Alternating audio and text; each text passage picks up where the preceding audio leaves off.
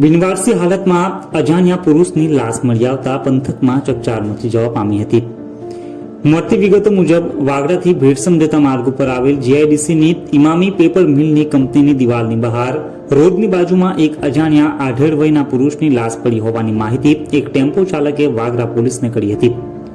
વાગરા પોલીસે તાત્કાલિક બનાવવાળી જગ્યાએ પહોંચી જોતા ત્યાં એક પુરુષનો મૃતદેહ પડ્યો હોવાનું જણાવ્યું હતું।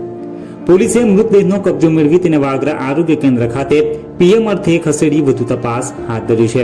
જીઆઈડીસીની ઇમામી પેપર મિલ કંપની નજીકથી મળી આવેલ અજાણ્યા પુરુષનો મૃતદેહ, જેની આશરે ઉંમર 45 થી 50 વર્ષ, જેના શરીરે આછા પીળા કલરનો શર્ટ તેમજ કાળા કલરનું પેન્ટ પહેરેલું જણાયું હતું। અગમ્ય કારણોસર મરણ જનાર પુરુષ છેલ્લા 5 દિવસથી ભેરસમ ગામમાં ભિખારીના વેશમાં ફર્યા કરતો હોવાનું પોલીસને માહિતી આપનાર ટેમ્પો ચાલકે જણાવ્યું હતું। મરણ જનાર ઈસમ કોણ છે, ક્યાંનો છે, કયા કારણોસર તેનું મોત નીપજ્યું છે તે દિશામાં વાગરા પોલીસે વધુ તપાસ હાથ ધરી છે।